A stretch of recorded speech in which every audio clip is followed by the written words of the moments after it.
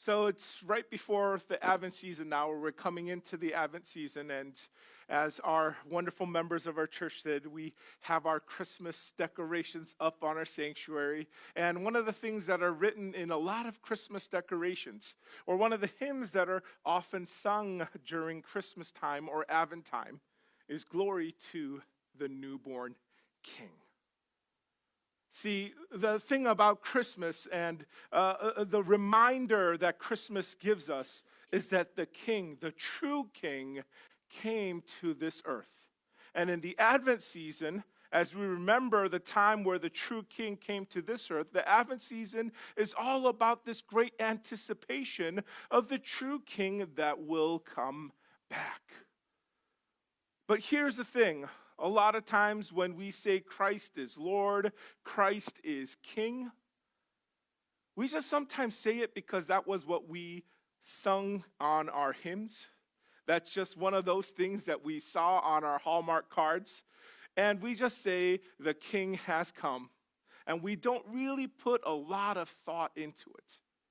But today, as it is Christ the King Sunday, I want us to think a little bit about what it means for Christ to be King in your lives.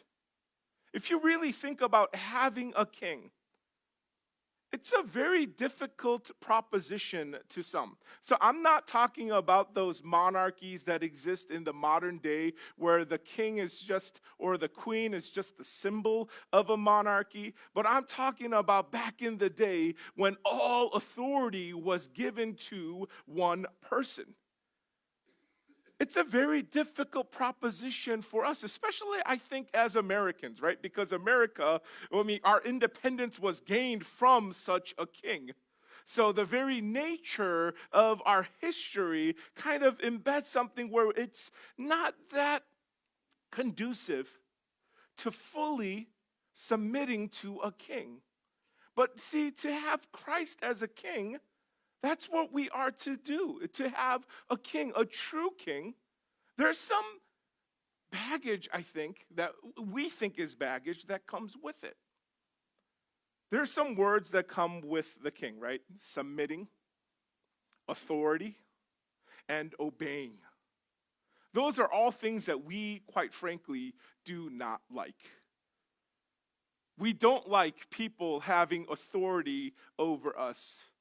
It is very difficult for us to submit to someone. We don't like that idea. And we certainly don't like the idea that we have to obey everything that someone says. It's a difficult proposition sometimes. And I think it is true for most things and most kings in history, and also most things of this world and most people of this world. It is very difficult to submit, to give them all authority, and to obey.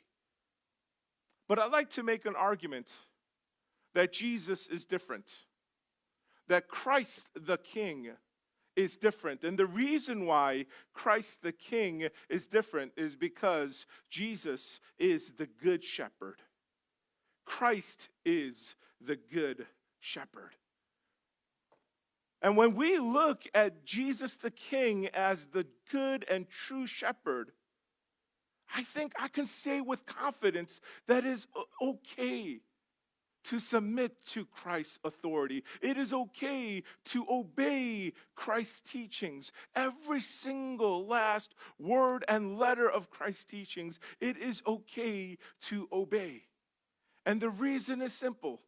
Christ is unlike any other king, is like any other authority. Now, in the ancient Near East, and that was the time where this Ezekiel would have been written, and the whole Old Testament would have been written. In the ancient Near East, and this is not just the Jewish people, but the people in that whole region, the Palestinian region or the land of Canaan, all those people, when they talked about their king, shepherd was also synonymous with king in the way that they talked about things. And here's the thing, the reason why it's wonderful that shepherd and the king is synonymous is because if you have good shepherding qualities, you will be a very good king. If you have poor shepherding qualities, you will probably be a lousy king. Well, Israel had the bad luck of having a lot of lousy kings.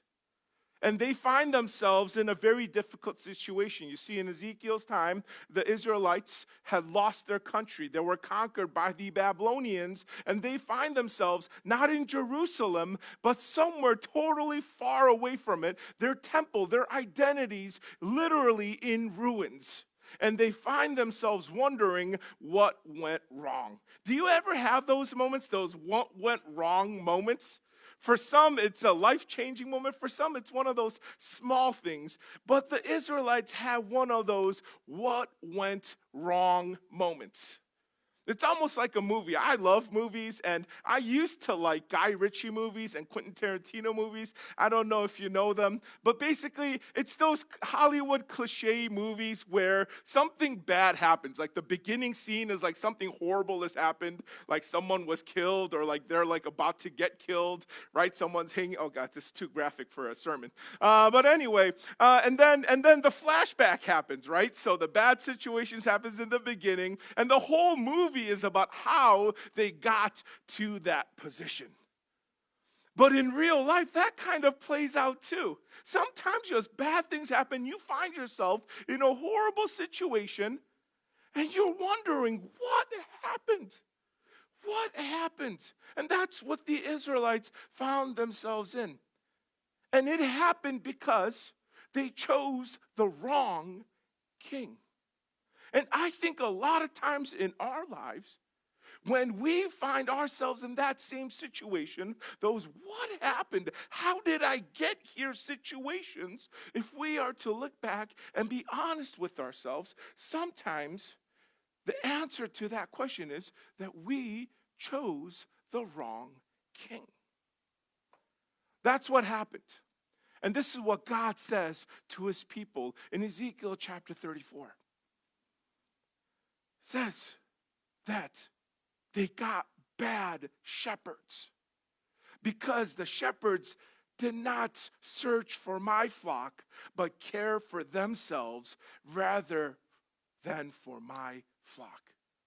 I think this is why we hate those words, submission, authority, obeying. Is because so many times the people who ought to be taking care of us, the shepherds of our lives, the kings of our lives, the leaders of our lives, instead of looking out for the best interest of us and the flock, so many times we have seen leaders just take care of themselves. And when we find ourselves in that situation, we think that when we follow someone or when we follow something, it will be all good, and we follow. But we soon recognize when this moment comes in life where you realize something wrong has happened and you ask yourself, how did I get here? And when you look back, you're going to see that a lot of times the thing that we trusted, the person that we trusted, the person that we gave authority to, that we obeyed, betrayed us. They weren't looking out for our best interests. They were just looking out for theirs. And that's exactly what happened to the people. Now, I'm going to go back to the biblical story a little bit. And I'm going to see why this is so important for the Israelites. Because the Israelites were the people who chose to have a king. And it's really important for us to look at the whole biblical narrative, because I believe that the biblical narrative is also a microcosm of our lives. And this is what happened. In 1 Samuel, this is when King Saul is anointed. Right before King Saul is the very first king of Israel. And the Israelites were clamoring for a king. And Samuel's like, oh man, I don't know about this. He got pretty angry. And he was praying with God. And God was saying, I'm just going to let them choose. I'm not going to force anyone to believe me. That's not the way I work. I am a loving God. I have showed enough. I am going to let them choose. But just remind them of this one thing. And that is that the king, whoever they want as king, whoever they call king, if it is not me, they will be looking after themselves. It's funny how the Israelites found themselves in a horrible situation, but if you really look back at what caused it, at least in this time, and in this part of the story, what God is trying to tell the Israelites at that time is, hey, you guys chose the wrong king. Now here's the beauty of it.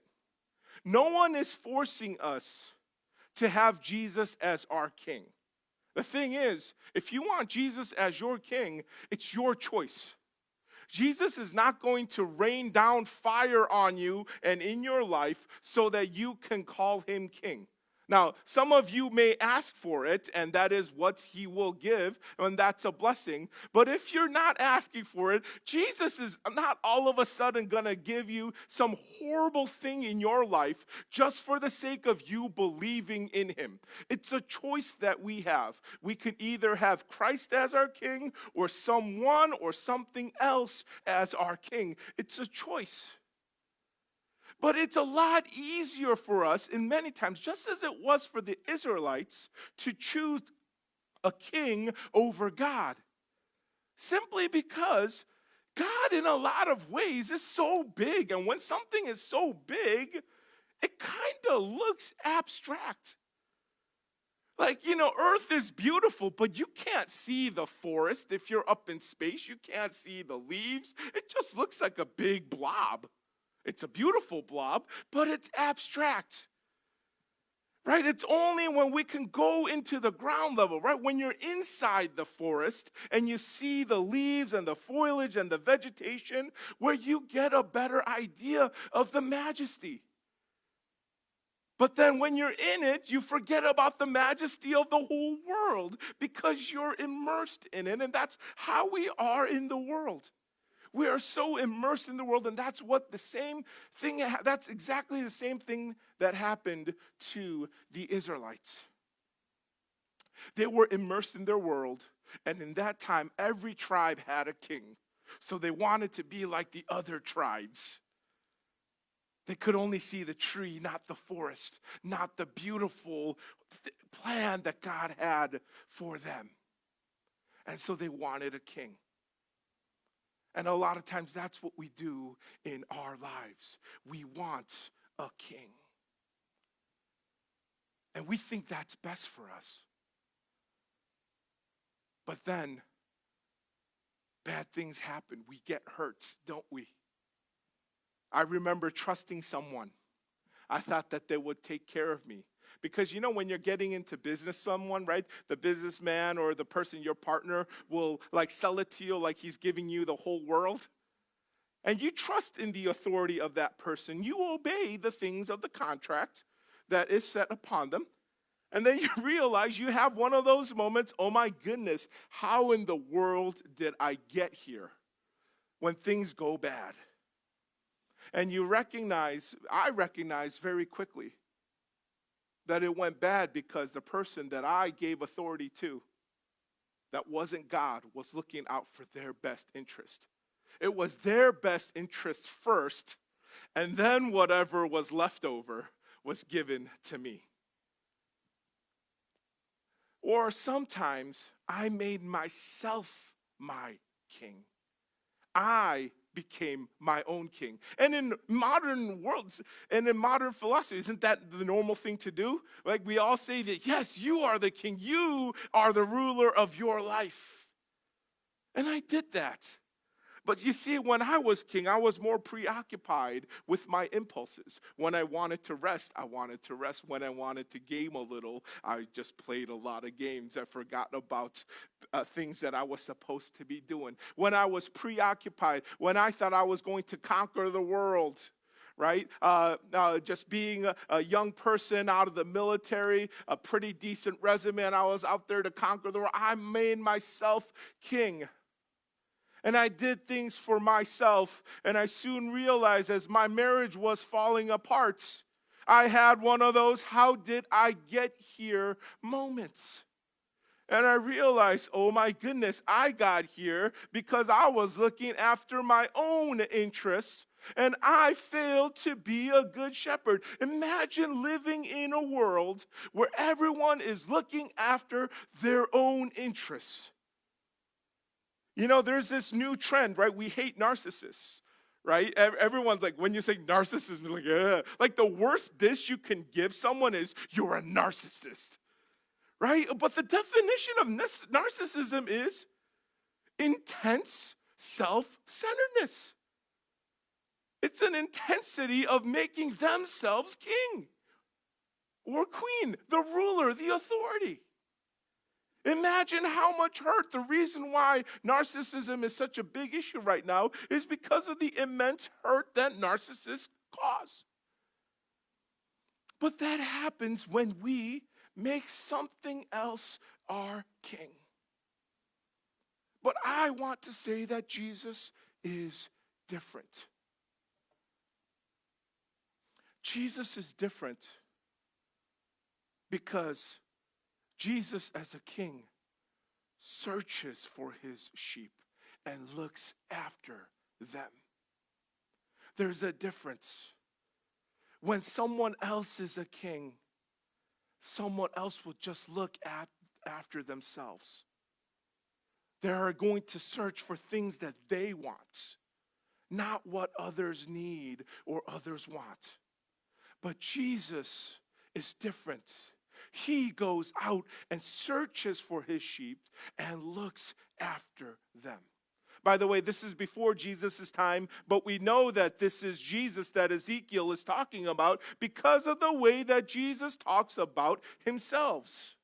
In the gospel, according to Matthew, Jesus tells a story about a shepherd, that he will leave the 99 to find the one.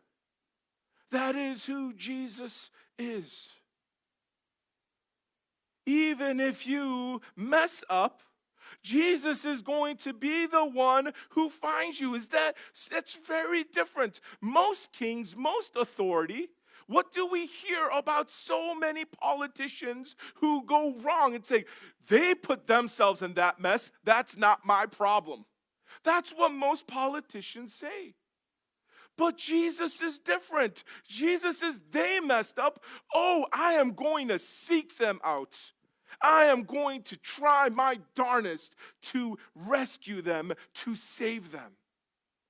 And that's why I think Jesus can be the one true king, because he is the good shepherd.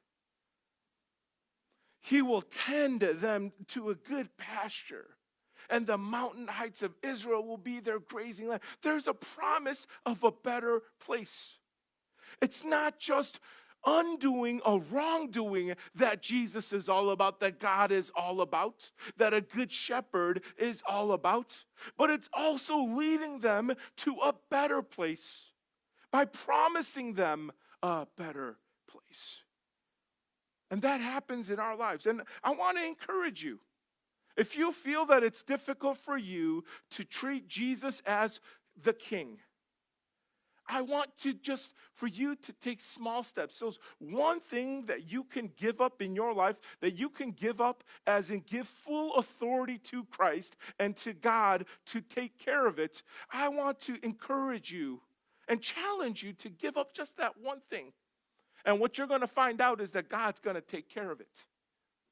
And when you find that, you're going to recognize, whoa, this was a pretty good thing. This is a pretty cool thing.